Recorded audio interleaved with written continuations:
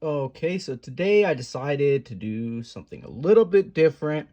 Something I've been meaning to do. I just never got around to it. Today it's gonna be a Yu-Gi-Oh! Zombie Phantom Knights deck profile, ZPK. Uh, so it's a little big. It's a 47 card deck, uh, which isn't a problem since we're milling a lot in this deck. The extra inside are full at 15. But without further ado, let's get into it. Starting with our monsters and our Phantom Knights engine, we're going to have 3 Silent Boots, 3 Ancient Cloak,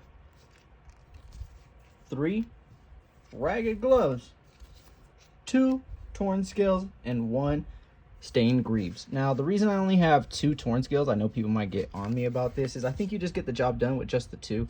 I keep Stained Greaves in there because it pops off of the scales. The only 3 ofs I keep are these, just because this is the bread and butter. I always want at least 1 of or 2 of any of these, and I'll get everything popping off. Next is our zombie engine, and it will be 3 Unizombie, 2 Necroworld Banshee, 2 Shiranui Solitaire, 3 Kagemucha Knight, which actually doubles with our Phantom Knights engine since it's the level 3 and it's easy to swarm out there and annoy our opponent, stuff like that. We have Mizuki, Gozuki, Glow Bloom, and of course Doom King as our big main boss monster. Really, I know people are gonna get me on this. 2 is the 2 Necroworld Banshee. Some people run 3.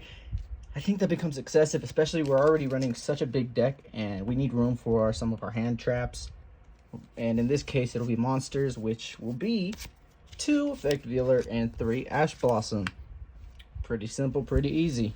Ash is also a zombie level 3. Works out with some of our other combos if we need it. Our only traps, real traps, are Phantom Knights traps. And that'll be 3 Fog Blade, 2 Sword, and 2 Wing. I like to double up with the Wing and the Sword. Just added protection and attack against whatever big stuff our opponent got. I like to use them on Doom King just in case. I'm having trouble picking up all these. I like to double up with the Doom King and the Fog Blade. It added annoyance for our opponent. You know, just kind of block them out. That's really what this whole deck is. Swarm, block, and annoy your opponent in any kind of way you want. Next up, we'll have our spells, which will be 3 Zombie World, of course, 2 Twin Twister, a Foolish Burial, Rank Up Magic Force, Phantom Knights Rank Up Magic Force, actually, Harpy's Feather Dust, and Dark Hole. Now, Dark Hole, Harpies, Feather Duster, Foolish Burial, some Twin Twisters, these are the things I usually end up siding out. It's just very situational. It kind of depends. Foolish Burial works for both of our engines because no matter what we send to the graveyard, we're pretty much comboing off of it. You know, our Zombie engine, our Phantom Knights engine, it's all in the graveyard. So that helps and isn't even problem at all. Any kind of discard cost or anything like that, it actually helps us a lot. Finally, but certainly not least, we have our extra deck, full extra deck. So it's 2 Bardiche, 1 sometimes gets sided out, a Megaclops, Red Eye Zombie Necro, Beals, Shiranui Squire Saga, Leviair, Dante, 2 Phantom Knights of Breaksword, a Raiders Knight, a Dark Rebellion Exceed, a Dark Requiem Exceed, and an Arc Rebellion Exceed Dragon. And then last, a Zeus. You know, just to break boards, kind of get everything cleared out of the way. Usually what I like to go into is the Arc Rebellion Exceed, especially after we play the Phantom Knights Rank Up Magic.